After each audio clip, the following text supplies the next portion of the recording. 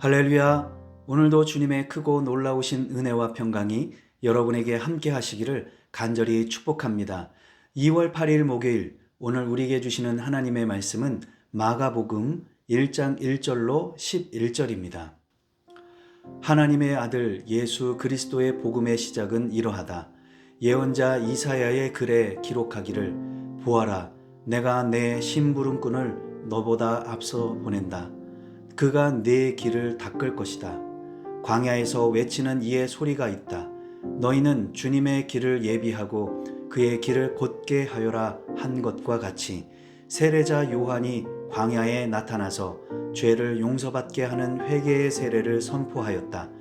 그래서 온 유대 지방 사람들과 온 예루살렘 주민들이 그에게로 나아가서 자기들의 죄를 고백하며 요단강에서 그에게 세례를 받았다. 요한은 낙타 털옷을 입고 허리에 가죽띠를 띠고 메뚜기와 들꿀을 먹고 살았다. 그는 이렇게 선포하였다. 나보다 더 능력이 있는 이가 내 뒤에 오십니다. 나는 몸을 굽혀서 그의 신발끈을 풀 자격조차 없습니다. 나는 여러분에게 물로 세례를 주었지만 그는 여러분에게 성령으로 세례를 주실 것입니다. 그 무렵에 예수께서 갈릴리 나사렛으로부터 오셔서 요단강에서 요한에게 세례를 받으셨다. 예수께서 물 속에서 막 올라오시는데 하늘이 갈라지고 성령이 비둘기같이 자기에게 내려오는 것을 보셨다. 그리고 하늘로부터 소리가 났다. 너는 내 사랑하는 아들이다. 내가 너를 좋아한다. 아멘. 오늘부터 마가복음입니다. 마가복음은 사복음서 중에서 가장 먼저 기록된 것으로 바나바의 조카이자 베드로가 아들같이 여겼던 마가가 기록했습니다. 신약 성경의 대부분은 AD 60년을 전후하여 기록되었습니다.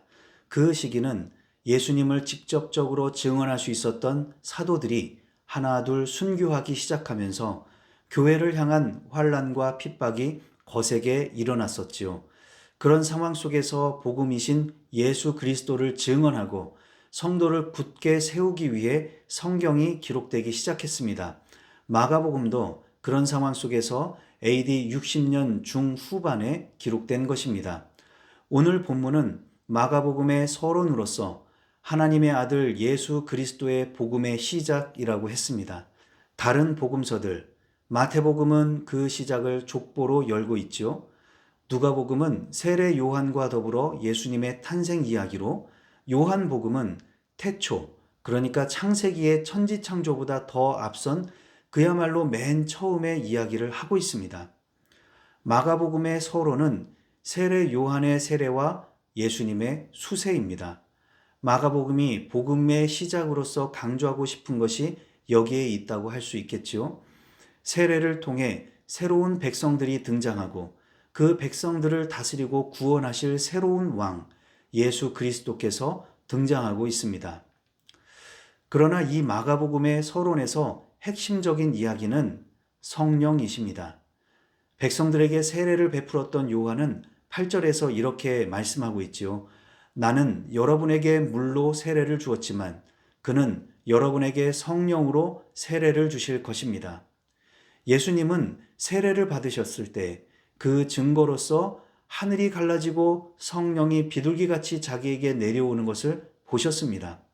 내일부터 보게 되는 12절 말씀은 그리고 곧 성령이 예수를 광야로 내보내셨다고 기록하고 있습니다. 이렇게 마가가 예수 그리스도의 복음을 시작하는 말씀으로 정령 강조하고 싶은 말씀은 성령이십니다. 이것은 마치 논문의 제일 앞에 위치하는 초록과도 같다고 할 수 있습니다. 예수 그리스도의 복음의 전체적인 성격, 방식, 관점 등등 그 모든 것의 정점이자 핵심은 바로 성령이시다. 물로써 받는 물세례는 죄사함을 통해 구원받은 새로운 백성을 세웁니다. 그러나 불로써 받는 성령 세례는 이 백성들을 하나님의 일을 담당하는 사명자로 세우게 해 줍니다. 백성은 다스림을 받는 사람이지만 사명자는 쓰임을 받는 사람입니다. 더 사랑을 받고 더 존귀함을 받습니다. 오직 성령을 받고 성령의 충만함으로 살아가는 사람들만이 그런 사명자가 될 수 있습니다. 그러므로 예수 그리스도의 복음은 이처럼 백성들의 구원과 함께 그들에게 성령을 주시고 성령 충만한 삶으로 이끌어 주셔서 하나님이 하시는 일에 동참하게 만드는 것입니다. 이것이 마가복음이 말하고 있는 복음의 시작이자 복음의 핵심입니다. 자, 그럼 오늘 주신 말씀을 붙들고 우리는 어떻게 살아야 할까요? 첫 번째로, 여러분의 복음은 어떤 것입니까? 죄를 용서받게 하는 회개의 세례입니까? 성령으로 받는 세례입니까?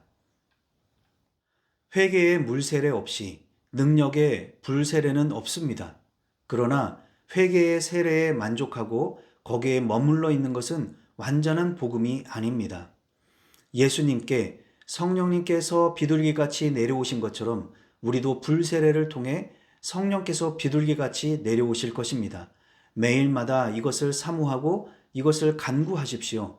성령님의 내주하심 속에서 성령님의 다이나믹한 역사하심으로 나아가는 저와 여러분이 되시기를 바랍니다. 두 번째로, 그러면 어떻게 해야 불세례를 통해 성령을 받고 능력 있게 사명을 감당할 수 있을까요? 오늘 본문 말씀에서는 그런 방법을 가르쳐 주지 않습니다. 과거에 어떤 분들은 성령을 받고 싶어서 방언 기도를 하려고 하고 부흥회를 다니기도 했는데 그럴 정도로 간절하게 사모하는 마음의 중심을 보시고 성령께서 역사하시는 경우도 있습니다. 우선 이 부분에 대해 우리가 교리적으로 구분해야 할 것이 있습니다. 어떤 분들은 성령님께서 내려오셨다가 떠나가셨다가 해서 마치 접신하는 사람처럼 성령이 우리 몸에 들어왔다가 나갔다가 하는 것처럼 생각하는 분들이 있는데 이것은 대단히 잘못된 생각입니다. 성령님은 우리가 예수를 믿고 구원을 받을 때 이미 우리 안에 내주하십니다. 성경은 많은 부분에서 이것을 확증하고 있습니다. 단지 바울이 고백했던 것처럼 우리 안에 성령의 법과 악령의 법이 공존하는 것입니다. 우리가 성령의 법에 완전히 통제되고 성령의 이끄심에 완전히 순종하게 될 때가 있고 그 반대이거나 어중간하게 이도저도 아닌 애매한 경우가 생기는 것입니다. 성령의 불세례란 곧 전자의 경우를 말하는 것입니다. 이것을 성령 충만이라고 하고 성령님께서 나의 모든 것을 다스리고 이끄신다고 하는 것입니다. 예수님도 그렇게 사셨습니다. 성령님께서 이끄시는 대로 광야로 나가셨고 공생애의 삶을 살다가 십자가를 지셨습니다.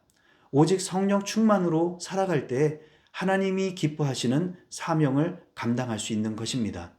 이를 위한 방법은 죄와 싸우며 하나님의 말씀을 붙잡고 나는 죽고 예수로 사는 길밖에 없습니다. 이렇게 성령 충만한 삶을 위해 로렌스 형제의 하나님의 임재 연습이란 책을 권해드립니다. 성령 충만으로 사는 것은 대단한 집회나 불같은 기도와 역사로만 되는 것이 아닙니다. 물론 그런 것도 필요합니다. 그러나 로렌스 형제처럼 잔잔한 일상의 생활 속에서 하나님의 임재를 깊이 경험하면서도 성령 충만한 삶을 살아갈 수 있습니다. 오히려 이런 방법이 더 길고 오래 갈 수 있습니다. 오늘도 우리 주님의 은혜와 평강의 바다 속에서 성령님께서 비둘기같이 임재하시는 것처럼 성령 충만하시고 우리에게 주어진 일상 속에서도 그리고 땅끝까지 이르러 하나님의 나라를 위한 사명자로 쓰임 받으시기를 주님의 이름으로 축복합니다. 기도하겠습니다. 사랑과 은혜가 풍성하신 하나님, 오늘도 말씀으로 새날을 열어주시니 감사를 드립니다. 회개하고 죄사함 받는 성결한 삶을 살아가되 거기에만 머무는 삶이 아니라 성령 충만한 삶을 살아가게 하여 주옵소서. 이를 위해 날마다 나는 죽고 예수로 살게 하시고 악한 영이 아니라 성령님께 쓰임받는 충성된 하나님 나라의 일꾼이 되게 하여 주시옵소서. 예수님의 이름으로 기도하옵나이다. 아멘.